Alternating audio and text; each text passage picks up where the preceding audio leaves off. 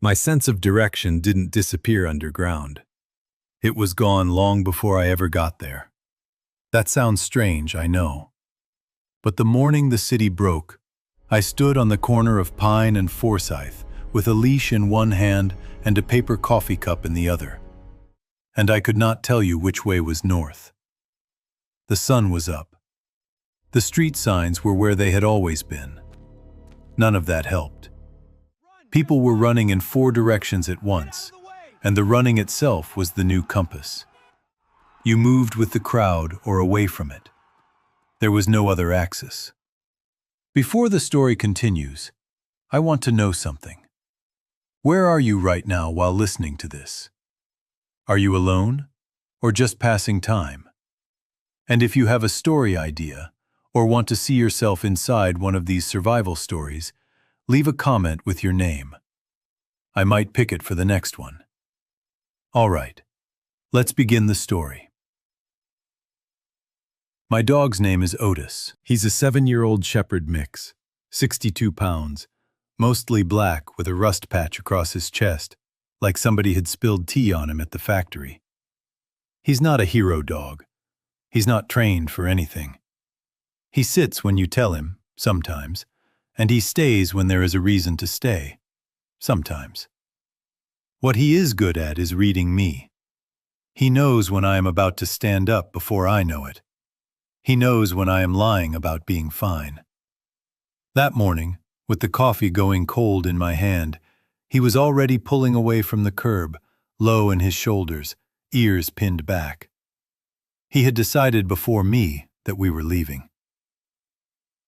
I should explain how I ended up in the sewer, because if I just say, I went down there, it will sound like a choice. It wasn't a choice the way buying a sandwich is a choice. It was the last door left open after every other door had closed. I lived in a 4th-floor walk-up on Anson Street, in a part of the city that used to be warehouses and was now coffee shops with exposed brick. My apartment was small, and the windows faced an alley, and Otis hated the stairs but loved the smell of the bakery 2 doors down. I worked from home as a freight dispatcher for a small logistics outfit, which is a job that mostly involves talking to truck drivers about why they are late and pretending to be sympathetic. None of that matters except to say I was home that morning, with my laptop open and a half-written email on the screen, when the sirens started. Sirens were not unusual.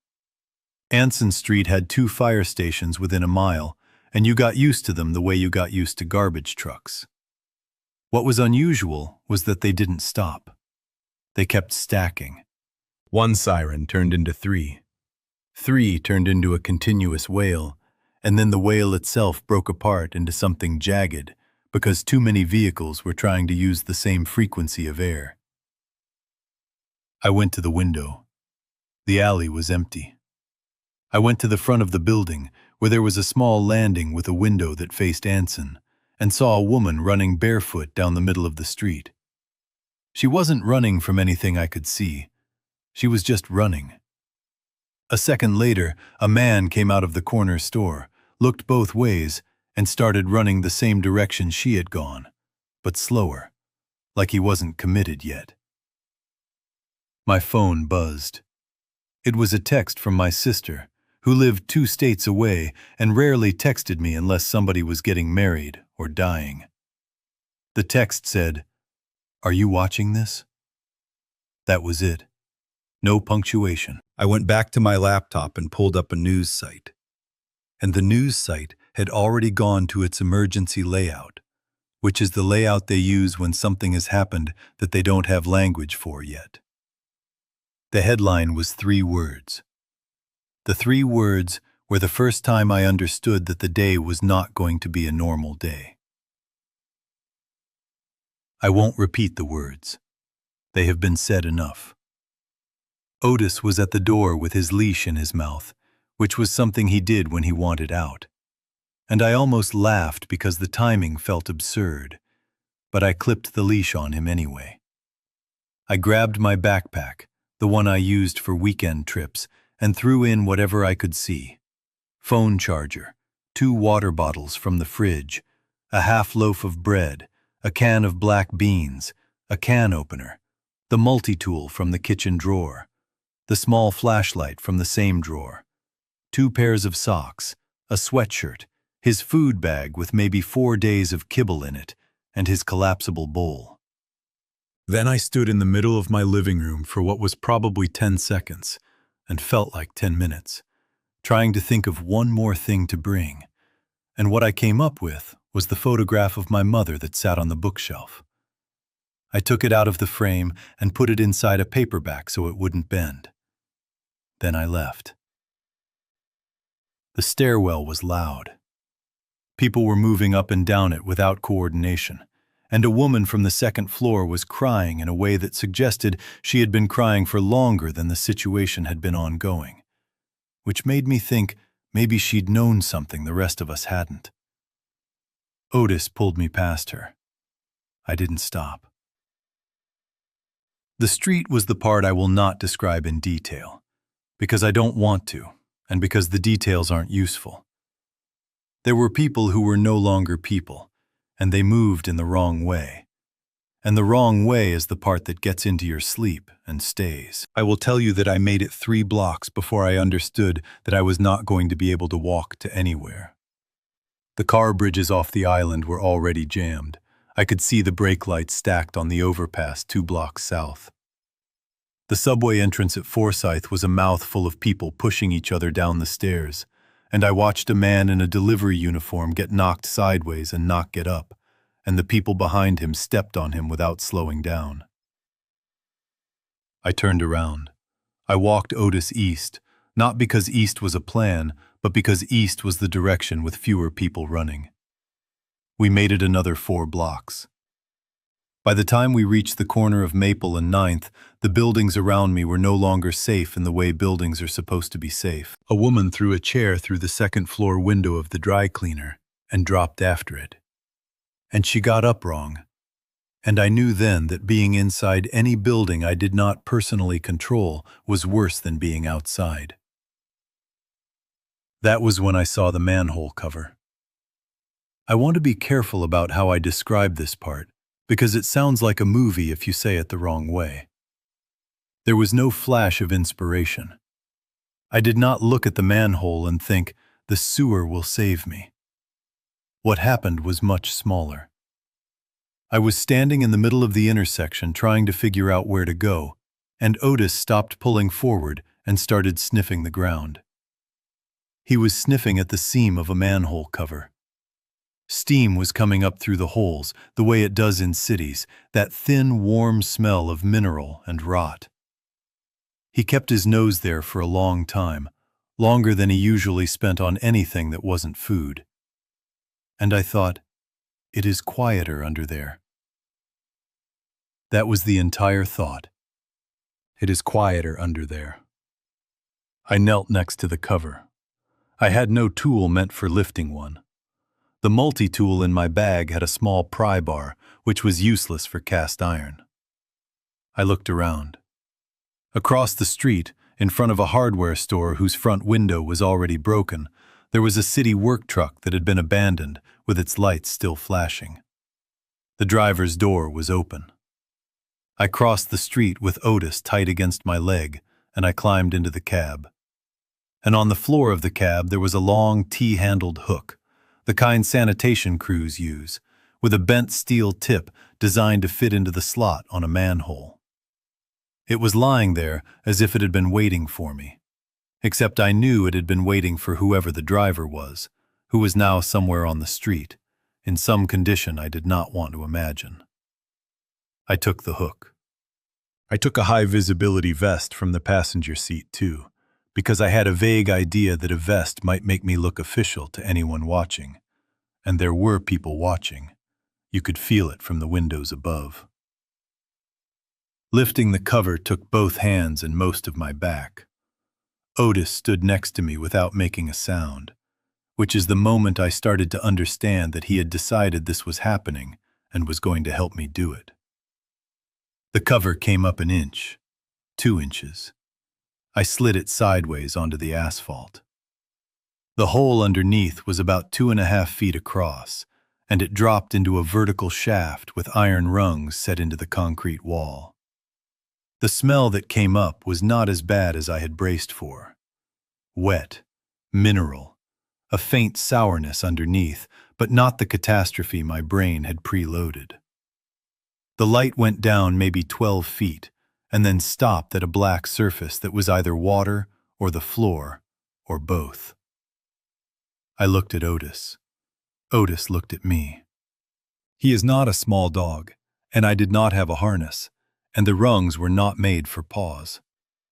I sat down at the edge of the hole, and I unbuckled the leash, and I picked him up and held him against my chest the way you hold a sleeping child. And I started down the rungs one-handed. He did not struggle. He did not even tense. He let his weight go into me the way he did when he slept on the couch with his head on my arm. Halfway down, I almost dropped him. My foot slipped on a rung that was wet, and my elbow scraped concrete, and Otis's back paw kicked once against my hip, but he did not bark. I pressed my chin down on the top of his head and kept going. The light from above shrank as I descended, and I had the very clear thought that if anyone came along and replaced the cover, I would not be able to lift it from below. And that thought stayed with me for a long time afterward. My boots hit the floor. The floor was wet, but only ankle deep, and there was a current, slow, going one direction, which was useful information. I set Otis down in the water, which he did not enjoy, but he stood. I pulled out the flashlight and turned it on, and the beam showed me a tunnel maybe 7 feet high and 6 feet wide, with brick walls glazed in something dark, and a channel down the middle where the water flowed. Above the channel, on either side, there were narrow concrete ledges, maybe 16 inches wide. The ledges were dry, more or less. The smell down here was worse than it had been at the surface, but it was not unbearable. It was the smell of a basement that had been a basement for a long time. I climbed up onto the ledge. I lifted Otis up next to me. He shook himself, which was loud, and the sound carried in a way that told me the tunnel went a long way in both directions. Above me, through the open manhole, the city was still screaming. Down here, the screaming was muffled into something that sounded almost like weather. I sat on the ledge and tried to breathe. I tried to think. The first thing I thought was that I needed to put the cover back, because an open manhole on a city street was a beacon. The second thing I thought was that I could not put the cover back, because it weighed close to 100 pounds, and the only way to move it was from above. The third thing I thought was that anyone smart enough to come down after me on purpose was going to be a problem either way, and an open hole behind me at least gave me a way back if everything ahead got worse. So I left it. I tucked the hook through a strap on my backpack so I wouldn't lose it, and I took a long drink of water from one of the bottles, and I poured a small puddle of it into Otis's collapsible bowl, and I let him drink while I tried to figure out which way the water was flowing. I decided to follow the flow. The reasoning was simple. Water in a sewer goes downhill, eventually, toward a treatment plant or a river outfall. Treatment plants would be staffed, which was both good and bad. Outfalls would be open, which was probably good. Either way, downhill led somewhere. Going against the flow would lead me toward higher ground, which sounded right in the abstract, but in practice meant going back toward the dense part of the city, where the trouble was. Otis was already looking downstream. He had his nose in the air, sampling, and the way his ears moved told me he was hearing things I could not hear. I trusted him. I had been trusting him for 7 years on smaller questions. We started walking. The first hour underground is the part I remember least clearly, because nothing happened. And nothing happening in a sewer with a flashlight is its own kind of distortion. I walked the ledge with the beam pointed about 10 feet ahead of my boots. Otis walked behind me, then ahead of me, then behind me again, depending on what he was smelling. Twice I had to stop and lift him over gaps where the ledge had crumbled. Once we passed under a grate where a thin rectangle of daylight came down and lit up a column of mosquitoes. I stood under it for a long time, listening. There were no sounds from above. That meant the grate was on a side street, away from the main avenues. The tunnel branched twice in that first hour. Both times I followed the flow. Both times, before I committed, I pulled out a piece of chalk I had grabbed from a child's drawing on the sidewalk on Maple and 9th. A yellow stub I'd picked up without thinking, the way you pocket a penny. And I drew an arrow on the brick at the junction, pointing the way I'd come. The chalk worked. It made a clean yellow line that you could see from 20 feet with the flashlight. I drew the arrow at chest height, on the right-hand wall, so I would always know to look for it on the same side. That was my first real survival decision, and I want to give it the credit it deserves, because it was the decision that kept me from dying lost. Without those arrows, I would have been a dead man inside 6 hours, regardless of anything else. The second hour, the smell got worse.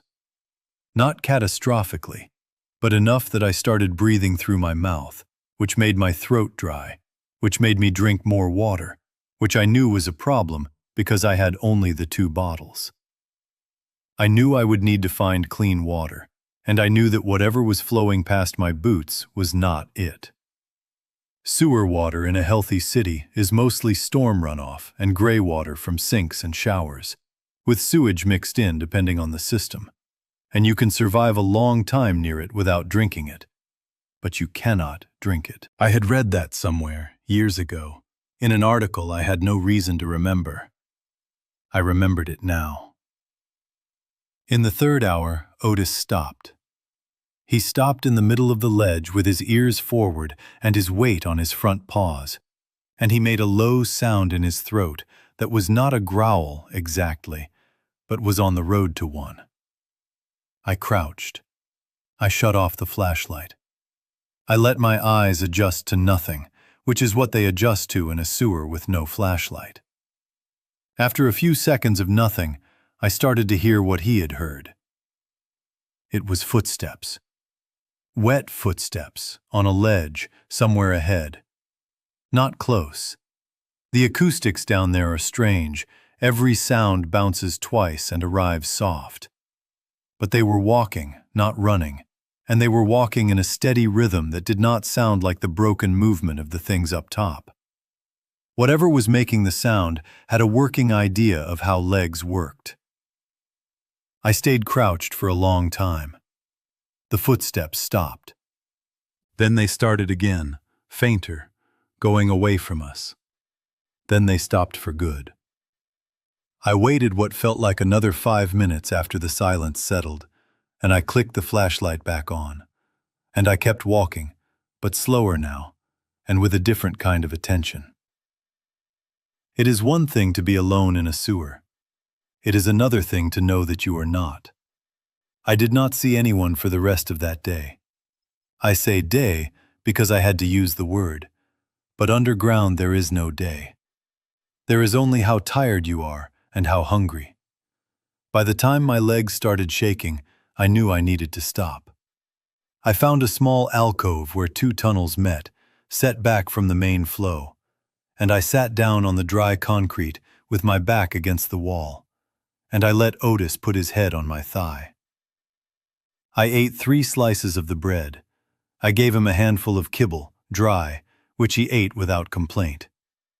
I drank a few swallows of water and let him have a bowl. Then I turned off the flashlight, because the batteries were not infinite and I had no replacements. And I sat in the dark and listened to my dog breathe. I want to tell you what that darkness was like, but I don't have the right words. And I am suspicious of the words I do have. It was not romantic. It was not peaceful. It was very full. The darkness in a sewer is not the absence of light. It is a presence. A thick, occupied, breathing thing that fills the tunnel and your lungs and the space behind your eyes. The water moved. Things creaked. Somewhere far away, a metal something settled into another metal something, and the sound traveled through the brick like it had personal news. I closed my eyes, which made no difference, and I tried to sleep, which mostly worked, in pieces. I woke up because Otis growled. It was a real growl this time. Low, sustained. The kind he made when somebody knocked on the apartment door at the wrong hour. I had the flashlight in my hand before I was fully awake. I did not turn it on. I listened. There was a light coming down the tunnel from the direction we had been walking. Not a flashlight. Something steadier and warmer. A lantern, maybe, or a headlamp turned low. It was bobbing the way light bobs when it is being carried by a person walking. And it was about 100 feet away and getting closer. I had a decision to make in the next 10 seconds. And I made it badly. But I made it. I got up, slowly, and I picked up Otis, and I stepped backward into the side tunnel where the alcove ended. The side tunnel was narrower than the main one, maybe 4 feet wide, and it dropped down a step into deeper water. I stood at the top of the step and held Otis against me and put my hand on his muzzle. Gently, not closing it, just there as a reminder. He understood. He went still. The light came up the main tunnel. It stopped at the alcove where I had been sitting. It hovered there for a long moment, and then I heard a man's voice say, "Somebody's been here." A second voice answered, "Recent?" "Warm." There was a pause. "How many?" "One, I think. Maybe a kid. The footprints are small." I almost laughed, because my boots are size 11, but the print he was probably reading was Otis's, in a streak of damp grit. The first voice was older, maybe 50s, with a flatness that suggested he had been doing whatever this was for longer than today. The second voice was younger and a little wound up. "Should we?" "No, leave it." "What if?" "I said leave it. We're not running a census." The light moved on. The footsteps moved on. I waited until I could no longer hear them, and then I waited longer, and then I waited longer still. Otis's body was tight in my arms. When I finally set him down, his legs were stiff from how hard he'd been holding himself. He licked my hand once, which is what he does when he wants to thank me for something, and we stood in the dark for a while with my hand on the top of his head. Two things were now true that had not been true before. There were people down here. They were organized enough to read tracks and to argue about whether to pursue them. And they had decided not to this time, which meant either that they were busy with something else or that they were the kind of people who only chose certain prey. Either way, I was going to have to go a different direction than they had gone. Because if they came back and changed their mind, I did not want to be where they expected. I waited until I was sure my legs would carry me. Then I went back into the main tunnel, and I went the other way, against the flow. I had said earlier that I had decided to follow the flow. I had to revise the decision. The men had been heading downstream. Going downstream meant going toward them. Going upstream meant going back toward the city, which had its own problems, but at least it was a known set of problems. I drew a fresh chalk arrow at the junction and added a small X next to it. The X meant, "Do not go this way, men with light." I made up the system as I drew it. You make up systems as you go. The next stretch of tunnel was harder. Going upstream meant the water was always pushing against my boots when I had to drop into the channel to cross obstacles. And there were more obstacles upstream, because debris collects against grates, and I was now walking toward the grates that the water had been pushing it through. I climbed over a fallen tree branch wedged sideways across the tunnel, one of those impossible objects that you cannot imagine getting through a storm drain, but had, somehow, and now lived underground. I climbed under a section of pipe that hung down from the ceiling at an angle, leaking a pale gray liquid that I did not want to identify. Otis went under it without touching it, which was a piece of dog magic I will not try to explain. By what I think was the second day, I was running out of bread. I had been rationing. 2 slices in the morning, 2 at night, water with each. The kibble was holding up better because Otis ate less than I did and more efficiently. But the bread was almost gone, and the cans I had brought were 2, and a person can live on 2 cans of beans for longer than you'd think, but not long enough to feel good about it. I needed to come up. That was the next decision. It was not a small one. Coming up meant going through a manhole or a grate, which meant exposing myself to whatever was on the street above. But there was no food underground, not for a person. I had seen a rat earlier, a big one, and I had thought briefly about it, and Otis had thought longer about it than I had, but I was not there yet, and I hoped not to be. I started watching for grates and access points. I marked them with a different chalk symbol, a small circle low on the wall, so that if I had to come back to them in a hurry, I could find them. I passed 3 before I committed to one. The first was on a busy avenue, judging by the sound of vehicles still moving, which was strange. Vehicles moving meant something was happening up there that I wanted no part of. The second was in a residential block, but the grate was rusted into its frame and would not have come up without a wrench. The third was in what I guessed was an alley, because the sound from above was muffled and irregular. No traffic, just the occasional clatter of something being knocked over. I climbed the rungs slowly. I left Otis at the bottom, which I hated, but I needed both hands and I needed to be able to come back fast if I had to. I told him to stay, in the voice I use when I mean it. He sat in the water and watched me go up. The grate above was a square iron one, maybe 2 by 2 feet, and it was held in by gravity rather than bolts. I pushed it up with my shoulder, slow, an inch at a time. Daylight came through the slot. I waited at that inch for a full minute, listening. Then I pushed it up another 2 inches and angled my eye against the gap. The alley was empty. There was a green dumpster against the wall 10 feet from the grate, and beyond the dumpster, a brick building with the back door hanging open, and beyond that, a strip of pavement and another building. There were no people. There was something on the ground halfway down the alley that I did not look at directly, because looking directly at things in alleys was a habit I was already trying to break. I pushed the grate the rest of the way up and slid it sideways. I climbed out fast, replaced the grate behind me, partially so I could lift it back from outside, and stood up in the daylight for the first time in what my body told me was a long time. The light hurt. I had not realized how much my eyes had adapted to the flashlight beam and the darkness. I squinted. I waited. Then I moved to the open back door of the building, because an open back door in an alley meant either somebody had run out in a hurry or somebody was inside, and I needed to know which. The building was a small grocery, the kind with hand-lettered signs in the window and a single aisle of canned goods.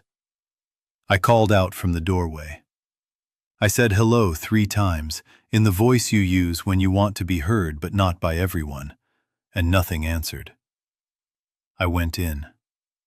The store had been picked over but not cleaned out. Whoever had come through first had taken the obvious things, the bread, the chips, the bottled water near the front.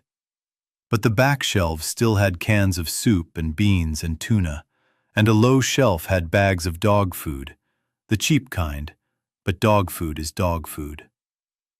I filled my backpack until the zipper strained. I drank a bottle of water from a cooler that no longer cooled, and the water was warm but clean. I took 4 more bottles and stuffed them in. I took a cigarette lighter from a rack near the register, and a roll of garbage bags, and a box of crackers, and a small wheel of hard cheese in plastic, which I did not trust but took anyway. On the way out, I passed the front window. Through the window I could see the street, and on the street there were 3 of them, walking the way they walk, which is wrong but with intent. They had not seen me. They were moving past the storefront in the direction of an intersection 2 blocks away, where I could hear something. A car horn stuck on, a long flat note that was drawing them. I stayed against the wall until they were past, and then I went back through the store and out the alley door and back to the grate. Otis was where I had left him. He had not made a sound. When I dropped the backpack down to him first, and then climbed down myself and pulled the grate shut over my head, he leaned his whole body against my legs, and his tail moved one slow time. And I sat down in the water with him for a minute, because I needed to. That night, and I am calling it night because it had to have been, by the way my body felt, I cooked nothing, but I ate a cold can of soup with a spoon I had taken from the grocery store, and I gave Otis a small mountain of the cheap dog food, and we both fell asleep against the wall of an alcove with my arm over his back. I dreamed about my mother. I will not tell you what the dream was, because it was not relevant to anything, except that I woke up crying, in the quiet way you cry when there is nobody to see you, and Otis licked the side of my face once and then put his head back down on my leg. I lay there for a long time after that. The 3rd day was when I started losing track of the geometry. The tunnels did not run the way the streets above did. I had been assuming, without thinking about it, that going north underground meant going north above. It does not. Sewer systems are built around drainage, not navigation. The mains follow the natural slopes of the land, which in a city like mine meant they curved around what used to be a creek bed 2 centuries ago, before the creek was buried. By the 3rd day, I had been walking long enough that I had no real idea where I was relative to my apartment, or relative to the river, or relative to anything I could have pointed at on a map.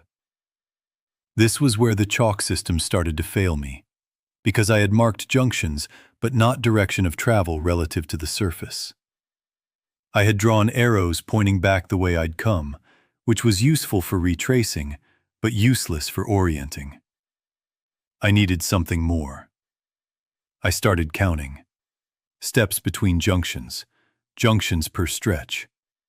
I kept a tally by scratching small marks into a page of an old receipt I had folded into my back pocket. It was not a map, exactly. It was the skeleton of a map. If I had to come back, I could at least know how far I had gone in each direction. The 4th day, Otis got sick. He threw up around what I think was mid-morning. Then he threw up again 2 hours later. He was not eating the kibble I gave him. He was drinking water, but not much. He was walking, but slower, and twice he stopped and lay down on the ledge and would not get up until I sat next to him for several minutes. I checked his gums, which were less pink than they should have been. I felt his nose, which was warm. I do not know what made him sick. It could have been the water from the cans of beans I had been splitting with him. It could have been something he licked off the floor of an alcove. It could have been stress, plain and simple, because dogs feel stress the way we do, in their stomachs. I sat with him for a long time at one of those alcoves and tried to think about what to do, and the answer I came back to was nothing. I had no medicine. I had no vet. I could only keep him warm and keep him drinking and keep moving, slowly, and hope. He got better, a little, by what I think was the 5th day. Not all the way better. He was still slower than he had been, but he was eating again, in small amounts, and he was walking on his own. The 5th day was also when I found the chamber. I have been trying to describe the sewer as it actually was, because the description in movies is wrong. Sewers in movies are always tall enough to walk in and dry enough to run in, and real sewers are mostly neither. But on the fifth day, I came around a curve in the main tunnel, and the wall opened up into a chamber that was bigger than anything I had been in so far. The ceiling vaulted up to maybe 20 feet. The floor was a wide circular basin where 4 tunnels met and combined their flow. There were old iron walkways set into the walls, riveted, painted black a long time ago. The flashlight beam, when I swept it around, came back to me from places it should not have, which meant there were reflective surfaces, glass, metal, somewhere in the chamber. There was also a small light burning in the corner. I froze. The light was a tea candle, the kind that comes in a metal cup, and it was sitting on a piece of cardboard on one of the iron walkways. Around the candle were items arranged with care. A bottle of water, half full. A pack of crackers. A folded blanket. A photograph. The photograph was of a child, maybe 7, smiling at a birthday cake. It was a shrine. I do not want to be melodramatic about this, but seeing it down there, in the dark, in a place that should not have had any human meaning at all, did something to me. Somebody had come down here on purpose and built a shrine for a child. Somebody had carried a candle and a photograph through these tunnels, and decided that this corner of this chamber was where the child should be remembered. Whoever had done it recently, because the candle was still burning, which meant they were nearby, or had been nearby in the last hour. Otis stayed close to my leg. He did not growl, but his ears were forward, and his weight was distributed for movement. I stood there and tried to decide what to do. The kindest thing was to leave the shrine alone and move on. The smartest thing was probably the same. But there was a question I had to answer, which was whether the person who had built it was the same person whose footsteps I had heard on the second day, or a different person altogether. The men I had heard had been organized and unsentimental. They had not sounded like people who would build a shrine. So somebody else was down here, in addition to them. That was new information. I crossed the chamber the long way, on the iron walkway, instead of going through the basin. I did not approach the shrine. I did not touch anything. I followed the walkway around to the tunnel on the far side, the one that continued in the direction the flow took, and I marked the entrance with a yellow arrow and added a small symbol I had not used before. A candle, drawn as a vertical line with a dot at the top, which meant somebody is here, somebody who is grieving. Treat with care. In the tunnel beyond the chamber, the air changed. It was fresher. The smell was less. I noticed the change before I understood it, and then I understood it, and then I sped up. Fresher air meant ventilation. Ventilation meant a connection to the outside. The outside, in this case, could mean a river outfall, the kind of opening I had been hoping for since I came down. Or it could mean a treatment plant, which would be a complication. Or it could mean a maintenance access, which would be the simplest of all. The tunnel ran a long way. I walked for hours. Otis was with me. He had perked up a little with the change in air. The flashlight was getting weaker. The beam was yellower than it had been at the start, and I had been using it carefully. But batteries do what batteries do, and I started to worry about it lasting another day. That worry took on more weight when I came around a corner and saw daylight. Daylight is too strong a word, actually. It was a slot of pale gray about 30 feet ahead, low on the right-hand wall, where a side tunnel met the main one. Light from above was coming down through some kind of opening in the side tunnel, not a manhole by the shape of it, but a wider rectangular slot, the kind a service crew uses for equipment access. I went toward it carefully. I shut off the flashlight 10 feet before I got there to save the battery and to let my eyes adjust. The side tunnel opened into a small chamber with a metal ladder going up to a hatch in the ceiling. The hatch was open. Daylight came through it in a column, with dust moving in the column, and I could hear birds. Birds. I had not heard birds in 5 days.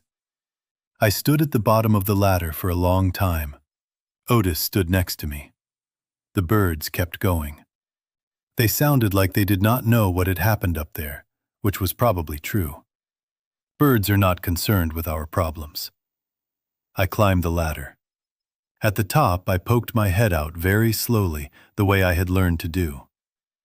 The hatch came up into a small concrete structure about the size of a phone booth, with a metal door that hung half open. Beyond the door was a field. An actual field. Grass, a fence at the far end, a road past the fence, and beyond the road a low building that looked like a warehouse. The structure I was inside was a service vault for the city's drainage system, and it was sitting in the middle of a piece of municipal land at the edge of the city, where the buildings thinned out and the suburbs started. I had walked underground from the dense part of the city to the edge of it. I had no idea how many miles. I did not need to know. I was out. But I did not go out, not yet, because going out is the kind of decision that you don't take back. And I needed to look first. I sat at the top of the ladder for a long time, with just my head and shoulders above the hatch, watching. The field had no people in it. The road had no cars on it. The warehouse had no movement in its windows. Birds came and went. A breeze moved the grass. After what was probably half an hour, I climbed down and got Otis. I lifted him up the ladder one rung at a time, with him pressed against my chest, the way I had brought him down at the very beginning. Except now he weighed less than he had then. I had not realized that. He had lost weight. So had I. I would not realize how much for several more days when I caught a look at myself in a window. We came out of the hatch together. I closed it behind us because closing it felt right and because I was not going back down willingly. The metal door of the small structure I pushed shut as well. We walked across the field. I want to say that we walked across the field and into the warehouse and found people who took us in, and that everything was fine after that. It is not quite that simple, but it is close. The warehouse was a county equipment yard. There were people in it, 4 of them, who had locked themselves in on the first day and had been living off vending machines and a water cooler and a small stockpile somebody had thought to build in the break room. They were a maintenance supervisor named Hollis, a young woman named Kai who worked in the office and was much tougher than she looked, an older man named Pell who had been there for 30 years and seemed offended by the entire situation in a personal way, and a teenage kid named Royer who Hollis had pulled inside on the first afternoon when he ran past the gate. They saw me coming across the field with the dog, and instead of locking the door tighter, they came outside to meet me. That is the part I remember most clearly. Hollis came out first, with a rifle that I think he did not actually know how to use, and he kept it pointed at the ground while he asked me where I had come from, and when I told him, he looked at the hatch in the field behind me and said, "Christ, from downtown? Through that?" I said yes. He nodded slowly. Then he asked me what my dog's name was, which is the question that tells you somebody has decided you are a person. They had food. Not a lot, but enough for one more. And the dog could eat the same crackers we did, with some peanut butter Pell produced from his desk like it was a magic trick. They had a working radio, an old one, and on the radio there were broadcasts from a relay site 50 miles north that was telling people where the safe corridors were, and where to walk if they could walk. Hollis had been planning to leave in 2 days when his diesel ran out. Now, with 5 of us and a dog, the math was different, but the conclusion was the same. We were going to leave, and we were going to leave together. and we were going to leave north. I slept that night on a couch in the break room with Otis on the floor next to me, and for the first time since the morning of the Sirens, I slept all the way through. The way you sleep when you have decided that the next breath is somebody else's responsibility for a few hours. We left 2 mornings later. Hollis drove the equipment yard's pickup until the diesel ran out, and then we walked. We walked for 3 days. Pell did not complain, even though I could tell his hip was killing him. Royer carried Otis on his shoulders for half of the second day, after Otis stepped on something sharp and started limping. Kai, who was small and quiet, turned out to be the one who could read the road signs we passed and remember which exits had been mentioned on the radio. I want to tell you about the rest of the walk, but it does not belong to this story. This story is about what happened underground, and it ended when I climbed out of the hatch in the field. Everything after was a different kind of survival, with different rules, and other people are better placed to tell it than I am. What I will say is that we made it to the relay site. The relay site sent us to a settlement another 40 miles north of that, where there was a fence, and a doctor, and a school being run out of a barn, and people who asked about your story, but did not require you to tell it before they let you eat. I did tell it eventually. Pieces of it anyway. Most of the pieces are in this account. There is one more piece. I want to put it here because it is the piece I think about most. On the 5th day underground, in the chamber with the shrine, when I was crossing the iron walkway around the basin instead of going through it, I saw something I have not described until now. Halfway across, when I was directly opposite the shrine, I looked back. I do not know why I looked back. There was no reason. There had been no sound. But I looked, and at the edge of the chamber, in the tunnel I had come out of, there was a person standing. It was a woman. I could tell from the shape, even at that distance, in that light. She was small, maybe 5 feet, and she was wearing a dark coat, and her hair was tied back. She was standing very still in the mouth of the tunnel and watching me cross the walkway. She was holding a flashlight, but it was off. I do not know how long she had been standing there. She might have been standing there when I walked into the chamber. I might have walked right past her without seeing her. I stopped. Otis stopped with me. We looked at her. She looked at us. The candle on her shrine, behind me now, was still burning. She raised one hand. It was a small gesture, a half wave, the kind of wave you give a person you do not know but want to acknowledge. I raised my hand back. I did not say anything. She did not say anything. After a moment, she lowered her hand and turned and walked back into the tunnel she had come from. And I watched her go until the dark took her, and I never saw her again. I think about her often. I think about the fact that she had built a shrine for a child in a place no one would ever see it, and that she had chosen to keep maintaining the candle, and that when she encountered me, she did not flee or attack or call out. She waved.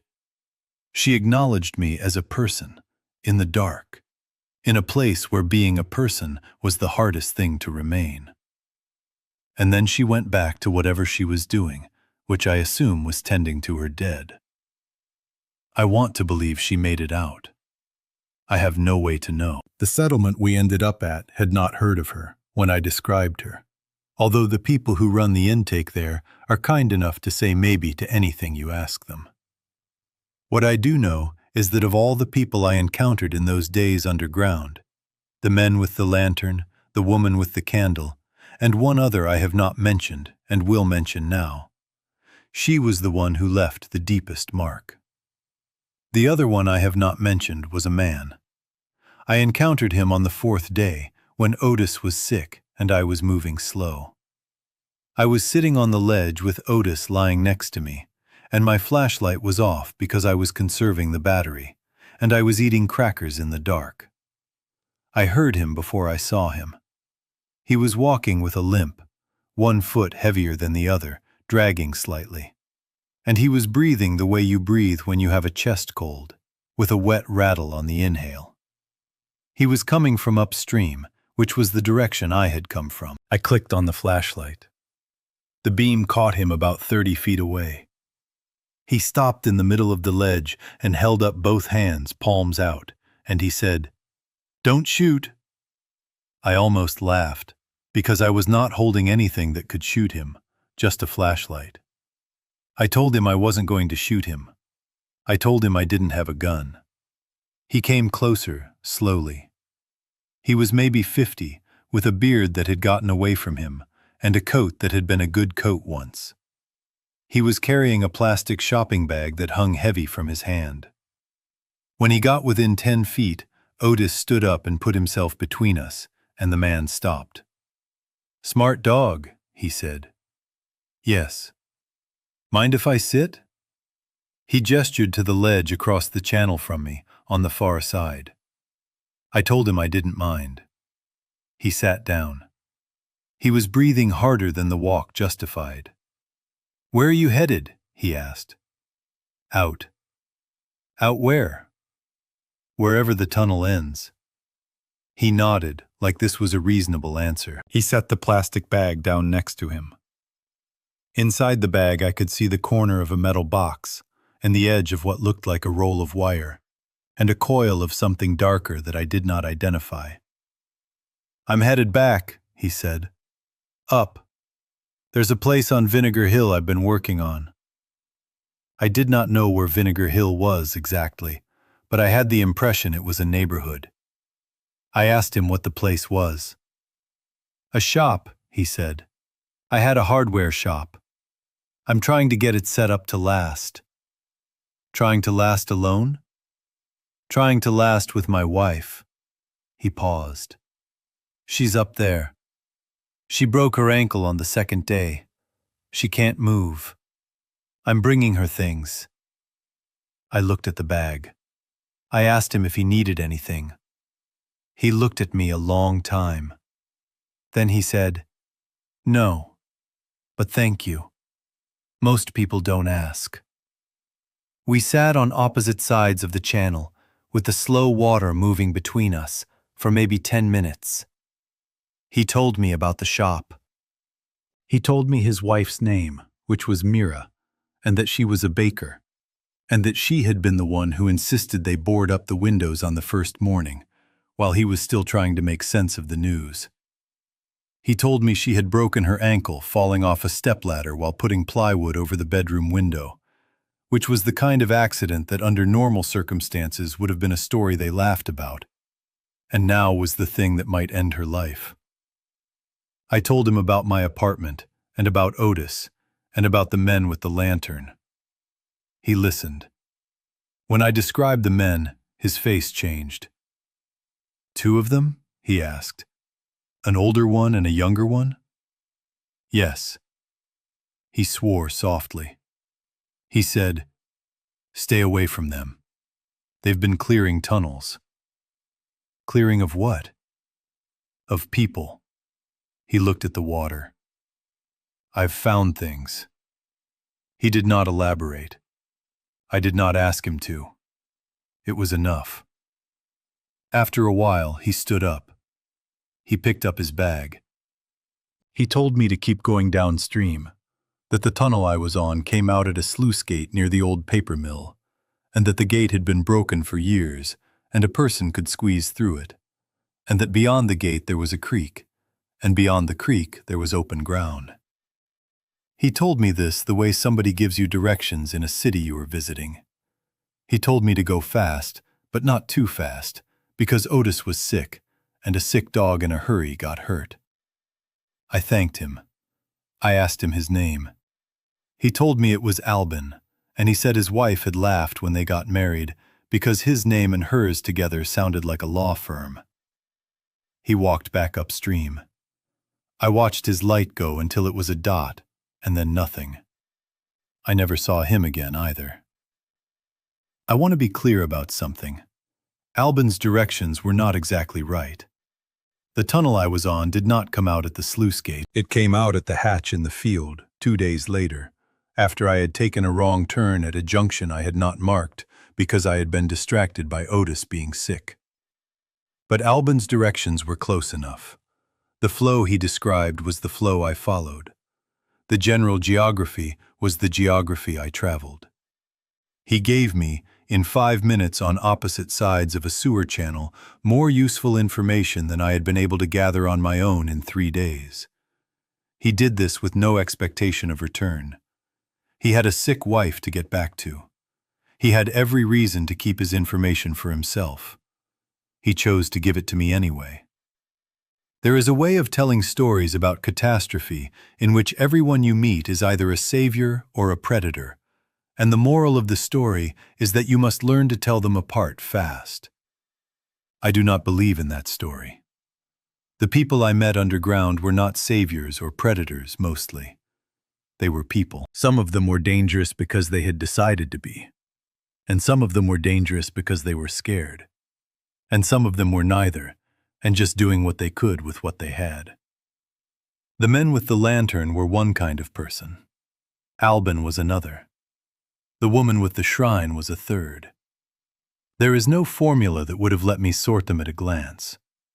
I had to meet them and listen to them, and let Otis tell me what he thought, and make decisions one by one. Otis. I have not given him enough credit in this account, even though I have tried to. He saved me twice that I am sure of, and probably more times that I am not aware of. The first time was when he stopped on the ledge and growled at the men with the lantern, before I could see or hear them. If he had not stopped me, I would have walked into their light.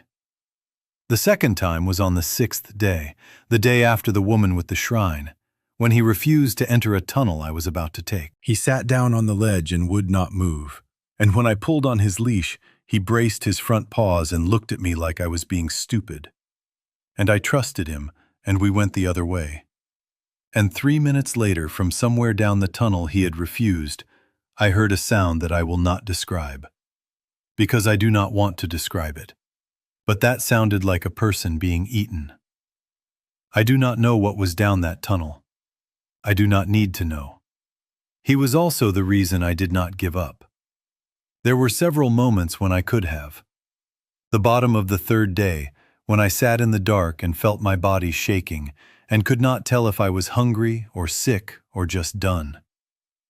The middle of the 4th day, when he was throwing up and I thought he was dying, and I thought I was going to have to leave him, which I would not have done. The morning of the 5th day, when I woke up and could not feel my feet for 10 minutes because I had slept with them in the cold water without knowing it. In each of those moments, the thing that got me up was Otis. Not in some sentimental way, in a practical way. He needed me to stand up. So I stood up. There is a story people tell about dogs in disasters, that they sense things humans cannot. And I want to push back on it slightly, because I think it does dogs a disservice. Otis did not have supernatural senses. He had ordinary canine senses, which are very good, but not magic. What he had that I did not was a complete lack of denial. He did not waste energy hoping a sound was something other than what it was. He did not rationalize. He heard a wet footstep and treated it as a wet footstep. He smelled blood and treated it as blood. He did not try to convince himself that the situation was less serious than his body was telling him it was. That is the thing that saved us, more than his ears or his nose. He was honest about what he was perceiving. I was the one who had to learn to be. I learned, eventually. Slowly. Down there in the dark, in a tunnel I could not see the end of, with a dog who did not lie to himself, I learned to stop lying to myself either. It is the only useful thing I took from the sewer, and I think it was the only thing that mattered. I have tried to write this account in the way it actually happened, without smoothing it out. I have probably failed in places. Memory is a sewer of its own, with branching tunnels and parts you cannot revisit, and parts that loop back on themselves. And I have done what I can with the chalk I have. If you are reading this, and you have your own version of it, your own days underground, or your own days in some other dark place, you will know what I mean. We are at the settlement now, Otis and me. He is asleep on a rug in the corner of the room I share with two other men, both of whom snore, but neither of whom complains about my dreams. He has gained back most of the weight he lost. He limps a little still, on cold mornings, from the thing he stepped on. The doctor here looked at his paw and said it had healed badly but cleanly, and that nothing more needed to be done. The doctor also looked at me and said the same thing about my left hand, which I had cut on a piece of metal somewhere underground and not noticed until much later, and which had healed into a thick pink scar that ran from my wrist to the base of my thumb. I did not remember cutting it. There were a lot of things I did not remember. The settlement runs a small library out of what used to be a church, and they accept written accounts from anyone who wants to leave one.